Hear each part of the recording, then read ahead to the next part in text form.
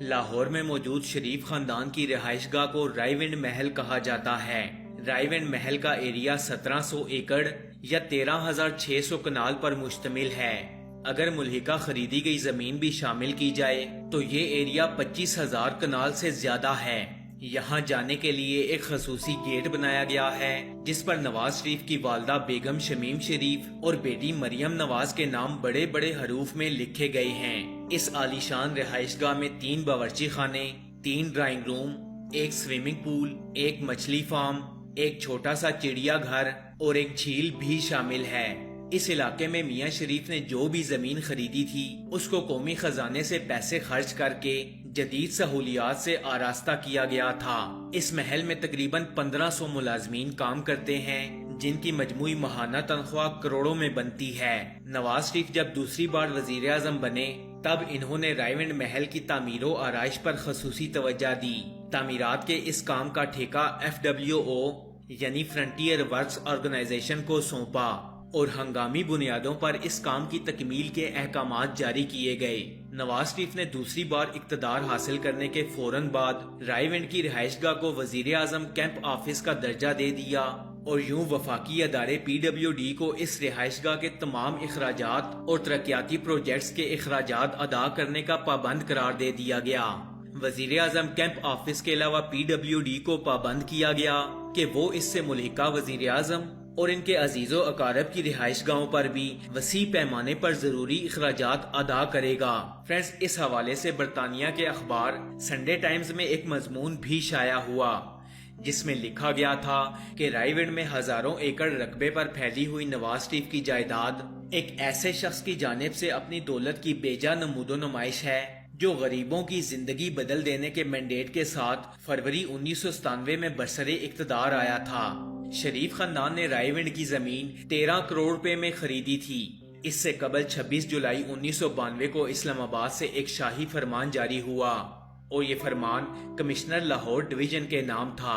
وزیر اعظم سیکریٹریٹ نے اس فرمان کے ساتھ کمشنر لاہور کو سرکاری خزانے سے 5 کروڑ روپے جاری کیے تاکہ وہ شریف خاندان کی رائے ونڈ میں واقع اس عالی شان رہائش گاہ کو لاہور سے جوڑنے والی سڑک کی حالت کو بہتر بنائیں۔ اس کے فوری بعد ایک اور حکم نامہ بھی جاری ہوا اور ساتھ ہی مزید رقم بھی جاری کر دی گئی۔ اس بار کمشنر لاہور کے لیے حکم یہ تھا کہ وہ ایک اور سڑک تیار کروائیں جو اتفاق کمپلیکس اور اتفاق فارم کے درمیان سے گزرے اور اس پروجیکٹ کے لیے 14 کروڑ 90 لاکھ روپے اضافی ادا کیے گئے۔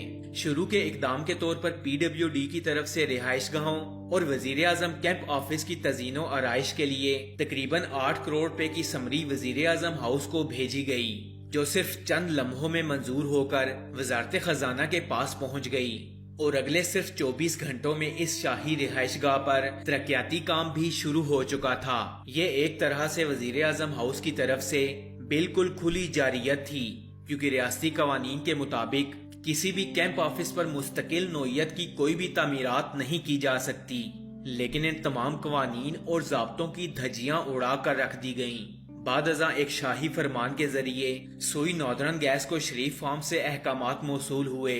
ان میں پہلا حکم نامہ یہ تھا کہ سوئی ناردرن گیس فوری طور پر مرکزی گیس پائپ لائن کو شریف فارم سے منسلک کر دے اور اس کام میں کسی نوعیت کی تاخیر نہیں ہونی چاہیے۔ اس موقع پر خصوصی طور پر اہتمام کیا گیا کہ اس گیس کی سپلائی کے ساتھ کسی بھی دوسرے شخص کو کنیکشن نہ دیا جائے۔ مقامی لوگوں نے اس سہولت سے فائدہ اٹھانے کی بہت کوشش کی لیکن ان کی درخواستوں کو ان کے منہ پر مار دیا گیا۔ فرینڈز، ایک محتاط اندازے کے مطابق گیس پائپ لائن کی اس تنصیب پر قومی خزانے سے تقریباً 7 کروڑ روپے جو کہ آج کے تقریباً 70 کروڑ روپے بنتے ہیں خرچ کیے گئے۔ وفاقی محکموں سے بھاری رقم وصول کرنے کے بعد دوسرا مرحلہ پنجاب حکومت کی طرف سے شروع ہوا۔ وزیر اعظم نواز شریف کے بھائی وزیر اعلیٰ پنجاب میاں شہباز شریف نے ضلع کونسل لاہور کو ایک حکم نامہ جاری کیا جس میں کہا گیا کہ ضلع کونسل فوری طور پر 20 فٹ چوڑی ایک کارپیٹ سڑک تیار کرے جو کہ شریف فارم کے درمیان سے گزرے۔ فرینڈز، فوری طور پر بھاری اخراجات کے بعد وزیر اعلیٰ کے حکم کی تعمیل کرتے ہوئے ضلع کونسل نے ایک شاندار سڑک تعمیر کرا دی۔ اس کے بعد ایک اور حکم نامہ جاری ہوا جس کے مطابق ضلع کونسل لاہور نے اڈا پلاٹ رائے ونڈ سے شریف فارم تک नहर के दोनों किनारों पर सड़क को शरीफ फार्म तक पहुंचा दिया। रायविंड फार्म पर कौमी खजाने के बेतहाशा इसराफ से सिर्फ फार्म के लिए तरक्याती काम तो जारी रहा, लेकिन करीब मौजूद देहात को बिल्कुल नजरअंदाज कर दिया गया।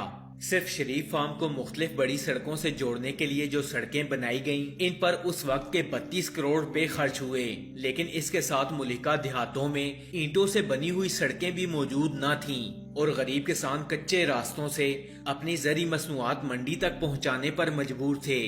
इन्हें शरीफ फार्म को आने वाली गैस की मेन पाइपलाइन से भी कोई कनेक्शन तक न दिया गया और न ही बिजली के कनेक्शन दिए गए।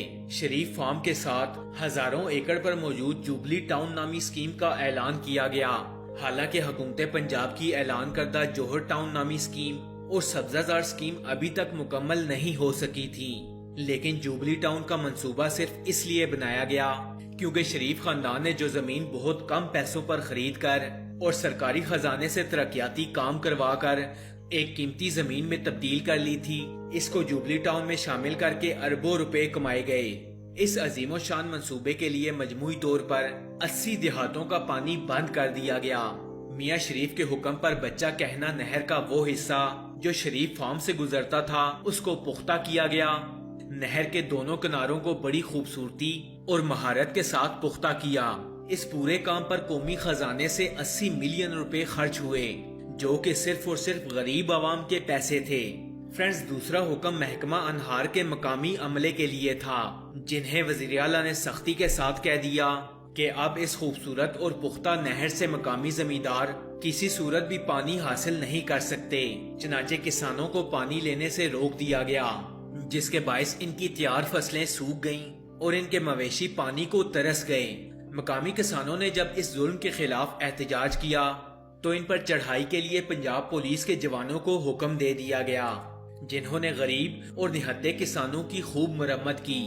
वाज़िया रहे कि इस शाही हुक्मनामे से पहले 80 मकामी देहातों को इस नहर से पानी हासिल होता था और इससे लाखों एकड़ गरीब किसानों की फसलें सैराब होती थीं।